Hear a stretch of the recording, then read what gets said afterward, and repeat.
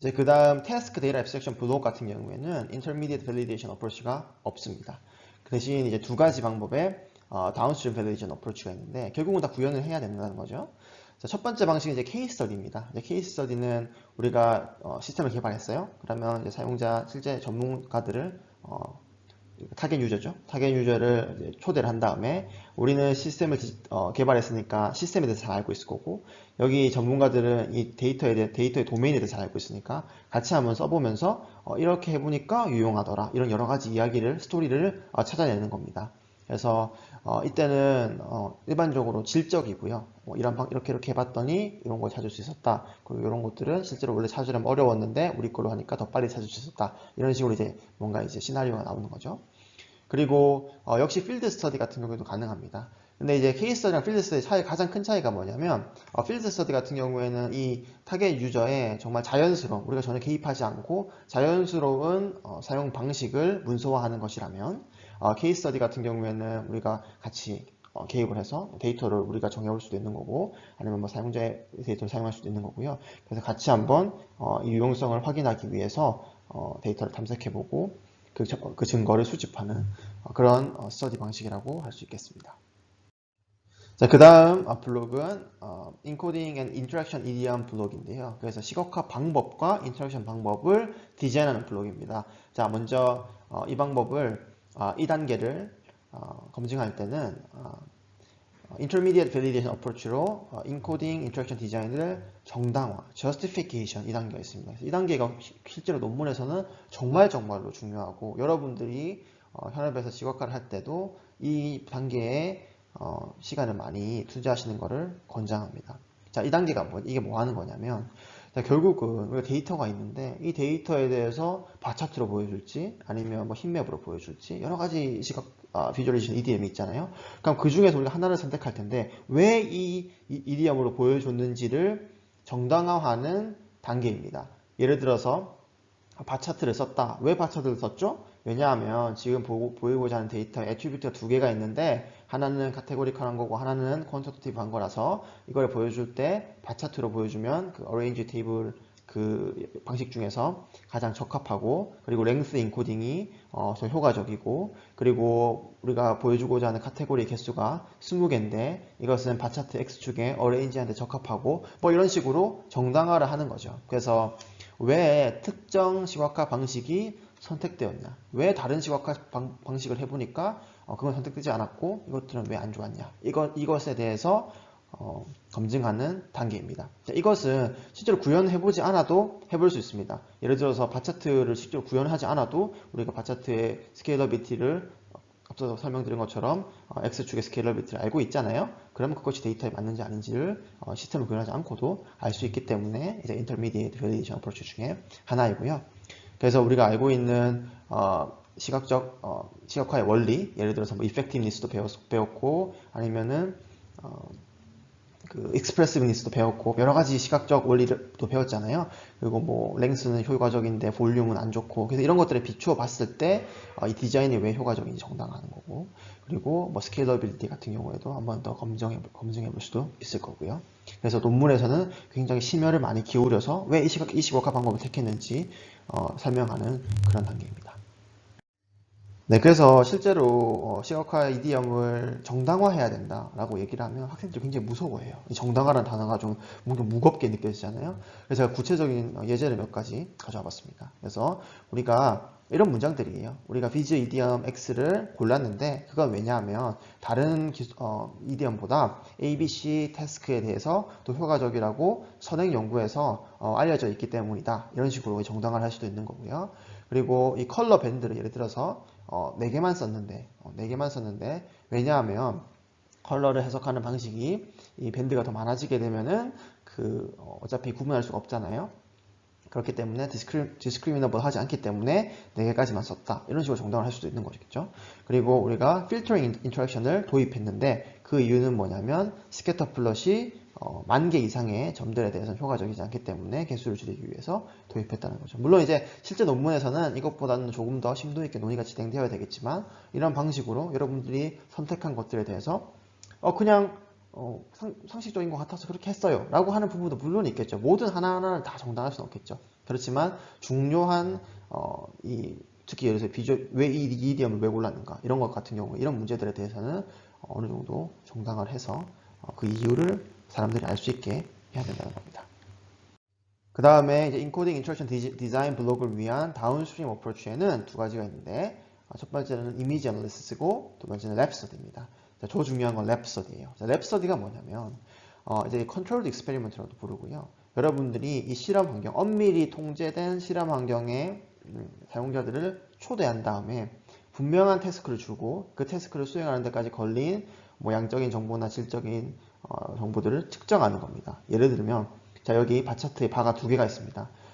짧은 바의 길이가 긴 바의 길이의 몇 %입니까? 단답형 질문이죠. 그럼 그것은 50%라고 입력을 하는 거죠.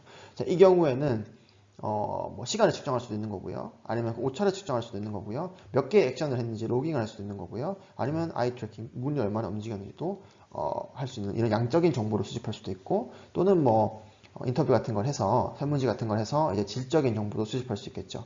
이 경우 같은 경우에는 태스크가 굉장히 구체적이기 때문에 이런 양적인 정보를 양적인 측정 값들을 얻기 쉽다는 거죠. 그리고 우리가 대부분의 경우에 이런 양적으로 더 빠르다 아니면 더 정확하다 라는 것들이 굉장히 이제 엄밀하게 이 시스템이 다른 시스템보다 낫다라고 주장할 수 있는 근거가 되기 때문에 가능하다 그러면 이 랩 스터디를 수행하는 것이 좋겠습니다. 그래서 뭐 가끔은 이제 랩 스터디 또는 이제 유저 스터디라고 부르기도 하고요. 휴먼 컴퓨터 인터랙션 쪽에서는 인간 컴퓨터 상호작용 분야에서는 유저 스터디라는 용어를 조금 더 자주 쓰는 것 같습니다. 그래서 근데 이제 이렇게 하려고 그러면 이제 데이터도 정해야 되는 거고 사용자들한테 시킬 그런 과업들도 분명하게 정해야겠죠. 거기에 이제 좀 애매해져버리면 그것에 따라서 어떤 사람은 다른 방식으로 행동을 해서 결과에 그 베리언스가 커질 수도 있으니까요. 그 다음 이제 이미지 애널리시스 같은 경우에는 이미지 또는 비디오 우리가 시각화 시스템을 만들잖아요. 그리고 인터랙티브 하잖아요. 그것들을 보여주기 위한 이미지나 비디오를 첨부하고 거기에다가 그 결과를 보고 평가를 내리는 겁니다. 예를 들면 뭐 시각화를 이렇게 해보니까 우리가 찾고자 하는 패턴이 이렇게 보이는 것을 확인할 수가 있다. 물론 이것을 실제 사용자한테 물어봐서 검증을 받을 수도 있겠지만 만약에 이미지 애널리시스가 더 폭넓게 이루어져야 된다 그러면은 이게 사람들에게 모두 다 물어볼 수가 없기 때문에 저자들이 직접 물론 이제 이거 누가 봐도 객관적인 그런 효용성이 입증돼야 되겠죠. 그래서 가령 뭐 A 영역에 가령 3점도라 그러면 A 영역의 클러터링 문제 너무 점들이 겹쳐가지고 보기 힘들고 어수선해지는 그런 문제가 완화되는 거를 피규어 B 같은 경우에는 이제 페이퍼에 들어가 있는 그림이겠죠? 에 볼 수 있다. 그럼 독자들이 그걸 보고 진짜 나아지네 안 나아지네를 판단할 수가 있는 거죠. 물론 이제 여기서 이제 양적인 어떤 매저를 쓸 수 있습니다. 가령 뭐 그래프 비주얼리제이션의 경우에는 원래는 이 간선들이 10번 겹쳐져 있었는데 우리 알고리즘을 했더니 3번밖에 안 겹치더라. 이런 건 굉장히 객관적인 증거잖아요. 뭐 아니면 또 간선들이 얼마나 희웠는지 아니면 뭐 structural similarity 이런 것들 비교해가지고 질적인 뭐 이미지에 대한 양적인 어떤 값들도 도출할 수가 있습니다. 자, 그 다음 마지막 이제 알고리즘 블록 같은 경우에 Intermediate Validation Approach 같은 경우에는 구현하기 전에 알고리즘을 만들었으면 그 알고리즘의 시간 복잡도를 확인해 보는 거죠. 그래서 지금 우리 알고리즘은 비고 n log n인데 이것은 베이스라인 알고리즘 비고 n 스퀘어보다 더 빠르다. 이런 식으로 이제 얘기를 할 수 있는 거고 실제 구현을 해보니까 이제 벤치마크의 경우에도 기존 베이스라인보다 더 효과적이더라, 더 효율적이더라 라고 이제 이건 이제 다운스트림 밸리데이션 어프로치가 되겠죠 라고 이 알고리즘 블록을 평가할 수 있겠습니다. 그러면 모든 걸 다 평가하나요? 다 평가하기엔 너무 시간과 자원이 많이 들고 우리가 새로 했다고 주장하고 싶은 부분만 평가를 합니다. 연구 논문을 적을 때. 예를 들면 우리가 새로운 시각화를 만들었다. 그러면 이것은 그 시각화를 그리기 위한 알고리즘이 효율적이다라는 걸 얘기하고 싶은 게 아니잖아요. 그러니까 그 알고리즘 블록 같은 경우에는 검증을 안 하는 거고 대신 이제 효과적인 시각화를 만들었다라고 얘기를 하는 거니까 이것은 뭐 유저 스터디 또는 랩 스터디를 통해서 세 번째 블록에서 검증을 해봐야 되겠죠. 아니면 여러분들이 만약에 어떤 시스템을 만들어서 실제 데이터를 도메인 스페시픽한 데이터를 또 효과적으로 전문가들이 탐색할 수 있게 만들었다. 이 경우에는 케이스 스터디나 필드 스터디를 통해서 검증을 해야 되는 거죠. 그래서 시각화 디자인을 할 때 크게 두 가지 접근 방법이 있고 이 접근 방법에 따라서 검증하는 방법이 달라져야 됩니다. 첫 번째 방식은 problem driven work입니다. 두 번째는 technique driven work입니다. 자, problem driven work에서는 이게 우리가 배운 겁니다. 그래서 앞서 네 단계가 있고요. 한 단계씩 해가는 겁니다. 물론 이제 이터러티브하게. 그래서 도메인 시츄에이션 먼저 찾고 다음에 앱스트랙션 한 다음에 이디엄 만들고 알고리즘 구현하는 겁니다. 자, 이렇게 만들어진 이제 페이퍼, 이런 연구 방식을 따라서 작성된 페이퍼를 디자인 페이퍼 또는 애플리케이션 페이퍼 아니면 디자인 스터디라고 부릅니다.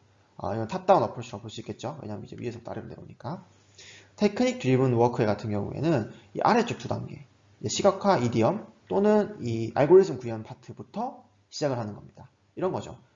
우리가 새로운 시각화를 만들어 봤어. 이 시각화는 이런 데이터셋을 보여주기는 적합해. 그렇지만 우리가 아직 이 시각화를 쓸 그런 적합한 도메인을 대상으로 도메인 시츄에이션을 파악하고 뭐 앱스트랙션 한 다음에 적용해 보진 않았어. 그렇지만 이 시각화는 이런 데이터셋을 보여줄 때 기존 것보다 더 좋아. 이런 식으로 이제 얘기를 하는 거죠. 아니면 알고리즘도 쓸 수 있겠죠. 기존 알고리즘이 있는데 우리 알고리즘이 더 빨라. 그러면 기존 알고리즘이 적용된 페이퍼를 우리 알고리즘으로 바꾸면 더 효율적인 시스템이 될 거야. 라고 이렇게 얘기를 하는 거죠. 자, 이런 연구 방식을 이제 바텀업 어프로치라고 부르는 거고요. 그리고 테크닉 페이퍼 또는 알고리즘 페이퍼라고 부릅니다. 그래서 많은 사람들이 정보 시각화 연구를 한다? 그렇게 하면 새로운 시각화 만드는 건가? 새로운 바차트 같이 새로운 차트를 만드는 건가? 라고 생각을 합니다. 바차트 같은 이제 새로운 차트를 만들었다? 그러면 이건 테크닉 드리븐 워크가 되겠죠. 왜냐하면 이 세 번째 단계를 한 거니까. 그렇지만 이제 새로운 시각화를 만드는 것은 어렵고 그리고 그것이 기존의 시각화보다 더 좋다는 걸 보이는 건 더 어렵습니다. 그렇지만 그럼에도 불구하고 이 학회에서는 꾸준히 그래도 새로운 시각화에 대한 얘기가 시각화가 소개되고 있습니다. 자, 그래서 이 정보 시각화 학회 중에서 이제 제일 좋은 학회가 인포메이션 비주얼리제이션 학회인데요. 그 학회에 논문 제출하는 웹사이트에 가보면 이렇게 6개의 필드로 구분하고 있는 걸 볼 수가 있습니다. 자, 이 중에 보면 물론 아까 배웠던 그 2개가 다는 아니에요. 이제 애플리케이션이 보이죠? 이 애플리케이션이 아까 그 탑다운 어프로치를 적용한 그 논문들이 제출되는 그런 카테고리라고 볼 수가 있겠고요. 여기 보면 representation and interaction 있죠? 이거는 이제 visualization idiom 그리고 interaction idiom을 디자인하는 겁니다. 그러니까 새로운 시각화를 만들었다 또는 새로운 인터랙션을 만들었다 그러면 이제 여기 만드는 거죠. 요거는 이제 bottom-up approach 테크닉 페이퍼가 되는 거고요. 뭐 데이터 트랜스포메이션 여기 같은 경우에는 이제 데이터를 트랜스폼 할 때 이펙티브하고 이피션트한 알고리즘들이 소개되는 그런 영역이라고 합니다. 그럼 여기는 이제 알고리즘 페이퍼들이 제출되는 그런 영역이 되겠죠. 뭐 여기 보면 뭐 정보 시각화 이론이나 아니면 실제로 이제 경험적인 걸 통해 가지고 발견된 거를 이제 게재하는 그런 분야도 있고 뭐 시스템 만드는 곳도 있고 아니면 뭐 애널리틱스 디시전 이거 같은 경우에는 특히 이제 머신러닝과 같이 이제 정보 시각화를 썼을 때 이쪽으로 많이 제한이 됩니다. 만약에 problem driven work 그러니까 우리가 이제까지 했던 방식의 그런 결과물을 검증하고 싶다면 애플리케이션 페이퍼를 검증하고 싶다면 실제 사용자들 데리고 와야 되는 거죠. 왜냐하면 그 모티베이션이 도메인 시츄에이션을 시작한 거니까. 그렇기 때문에 필드 스터디나 케이스 스터디나 도메인 엑스퍼트 피드백이 효과적일 거고요. 물론 랩 스터디랑 퍼포먼스 벤치마크 같은 경우에도 가능은 한데 이것은 필수는 아닙니다. 만약에 테크닉 드리븐 워크, 새로운 시각화를 만들었다거나 새로운 기술을, 알고리즘을 만들었다고 하면 이것은 이걸 검증하기 위해서는 양적인 예를 들어서 뭐 시간이 더 빨라졌다 이런 것들이 꼭 필요하다는 거죠. 그래서 뭐 랩 스터디, 새로운 시각화를 만들었다 그러면 랩 스터디가 필요한 거고 또는 유저 스터디, 새로운 알고리즘 만들었다 그러면 벤치마크가 필요하겠죠. 이 경우에는 실제로 이걸 어디 적용할지는 아직 얘기를 하고 있지 않기 때문에 뭐 필드 스터디 같은 거는 불가능하겠죠. 그래서 만약에 이 연구 방법과 그리고 그걸 검증하는 방법이 다르면 실제 논문이 이제 게재가 안 되고 당연히 이제 리젝트가 되겠죠. 검증이 제대로 안 됐으니까. 자, 그러면 우리가 배운 내용이 실제로 논문에서 어떻게 적용되고 있는지 한번 사례를 통해서 확인해 보겠습니다. 우리 책에 보면, 여기 책인데, 우리 교과서에 보면 더 많은 사례들이 있어요. 근데 그 중에 한 개를 제가 가져왔습니다. 볼 논문은 이제 매트릭스 엑스플로러라는 논문인데, 우리가 이 논문에 대해서 공부를 하지 않을 거고, 이 논문에서 어떻게 검증하고 있는지 확인해 볼게요. 근데 어쨌든 목표는 이 소셜 네트워크 데이터, 그래프겠죠. 사람들이 있고, 사람들 간의 프렌드십이 있는데, 이 데이터셋을 탐색할 수 있게 하는 그런 시각화 시스템을 만들었어요. 여기 보면 만들어져 있고 자바로 만든 것 같네요. 자, 여기서 이제 이 특징이 뭐냐면 이 노드 링크 다이어그램과 어드제이센시 매트릭스를 둘 다 지원하는 그런 시스템입니다. 그래서 이 논문에서 검증하고 있는 방식을 도식화해 보면 이렇게 됩니다. 첫 번째가 이제 observe and interpret target user고, 그리고 세 번째 블록을 위해서 이제 justify encoding, interaction design 하고, 또 qualitative result image analysis 하고, 그리고 measure system time and memory를 했네요. 그러니까 두 번째 블록에 대해서는 지금 평가를 하고 있지 않은 거죠. 자, 첫 번째 단계 observe and interpret target user 같은 경우에는 실제 사용자들을 데리고 어떤 걸 하고 싶은지 알아낸 거예요. requirement를 뽑아낸 거죠. 그래서 지금 보면은 뭐 participatory 디자인 했고 쭉쭉 적혀 있고, 이때 이제 인터뷰한 사람들은 사회학자 1명, 심리학자 1명, 소셜 네트워크 분석하는 사람 1명, 사학자 2명, 그리고 컴퓨터 사이언스 리서처 5명인데 HCY와 인포비즈를 전공한 그런 사람들을 데려다가 질문을 뭘 했냐면 소셜 네트워크를 어떻게 만듭니까? 아니면 어떻게 소셜 네트워크를 어떻게 수정합니까? 아니면 모르는 소셜 네트워크를 어떻게 탐색합니까? 이런 질문을 가지고 인터뷰를 한 거죠. 여기 보면 이제 인터뷰 프로토콜 이렇게 있습니다. 이렇게 인터뷰를 쭉 하고 나서 여러 명에 대한 정보를 다 정리를 하면 이제 사용자들이 공통적으로 원하는 요구사항이 무엇인가를 알아낼 수 있다는 거죠. 여기 보면 어떻게 적혀 있냐면 multiple representation, connected components, overview, data 이런 식으로 쭉 이 논문에서는 잠깐만요. 13개 리퀘어먼트가 적혀 있습니다. 일반적으로 이렇게 많지는 않은데 여기는 이제 13개까지 요구사항을 도출해내는 거죠. 그래서 이 도출해내는 이유는 뭐냐면 나중에 이 시각화 시스템을 소개할 때 지금 여기서 R1부터 R13까지 이걸 가지고 각각의 시각화 컴포넌트가 R1부터 R13까지 어떤 요구사항 때문에 만들어졌는지를 정당화하는 데도 사용하는 거죠. 그 다음에는 이제 인코딩과 인터랙션 디자인을 정당화하고 있는데요. 정당화를 부분 좀 가져와 봤습니다. 그러니까 정당화를 한단 말은 우리가 왜 이렇게 했는지 이유를 설명하는 거죠. 자, 그래서 이제 여기 보면 오버뷰가 제공이 되는데 이 이유는 뭐냐면 R3, requirement 3를 만족하기 위해서다. 그래서 고울이 뭐 이런 건데 그래서 사용자가 structure를 identify하고 멘탈 맵을 빌드할 수 있도록 돕는다. 라고 이제 얘기를 하고 있고 이유를 계속 부여하는 거죠. 그리고 사용자가 이런 거를 이렇게 하는 것을 관찰했다. 그래서 이런 것도 도와줄 수가 있는 거고요. 그리고 두 번째 같은 경우는 락을 만들었는데 이 락은 실제로 리퀘스트가 요구되진 않았지만 그럼에도 불구하고 프로토타입을 사용하는 데 있어 가지고 사용자들이 이게 필요하다는 걸 알게 된 거죠. 그래서 이런 식으로 이제 이유를 얘기를 하고 있는 거고, 여기 같은 경우에는 기존 선행 연구에 따르면 이제 선행 연구를 가지고 좀 정당화를 하는 거죠. 정당화를 선행 연구에 따르면 완벽한 알고리즘이 없지만 그래서 뭐 오토매틱 알고리즘이 완벽하진 않지만 그럼에도 불구하고 유용하더라라고 얘기를 하고 있습니다. 그분이 어떻게 했는지도 얘기를 하고 있고요. 그래서 이게 정보시각화 논문을 그냥 내가 뭘 구현했는지만 계속 적잖아요. 그럼 그게 매뉴얼이 됩니다. 그래서 사용자가 이 시각화를 보면 여기서 이런 인터랙션 할 수 있고 예를 들면 이렇게 되고 예를 들면 이렇게 되고 예를 들면 이렇게 완전 논문이 아니라 그냥 이 사용 설명서가 되는 거고요. 그래서 이것을 이렇게 적으면 이게 좋은 논문이 아니고 이 중요한 부분은 시각화를 설명하는 것도 중요하지만 이 왜 우리가 이런 디자인을 했고 그리고 이 디자인이 사용자가 요구한 요구사항 몇 번째를 위해서 이렇게 디자인했는지를 계속 연결고리를 만들어줘야 됩니다. 그 부분이 이제 여기 Justify Encoding and Interaction Design 파트가 되겠고요. 이 부분은 그 애플리케이션 페이퍼에서는 빠질 수가 없습니다. 이 부분이 빠지면 이제 거의 핵심이 빠진 거기 때문에 그래서 항상 이런 방식으로 정당화를 합니다. 이 논문 같은 경우에는 뭐 효율적인 알고리즘을 개발한 게 아니기 때문에 정량적으로 이 시스템을 평가하고 있지 않습니다. 그래서 지금 여기 Measure System Time and Memory 적혀 있지만 실제로는 뭐 이런 식으로 1000x1000 매트릭스에 대해서 뭐 수초 안에 결과가 나오더라 라고만 얘기를 하고 있고 뭐 일종의 Measure System Time and Memory에서 네 번째 블록, Implementation 블록을 검증한 것이긴 하죠. 그럼에도 불구하고 뭐 엄밀하지 않습니다. 좀 뭐 시스템 사용도 없는 거고 뭐 데이터의 특징도 없는 거고요.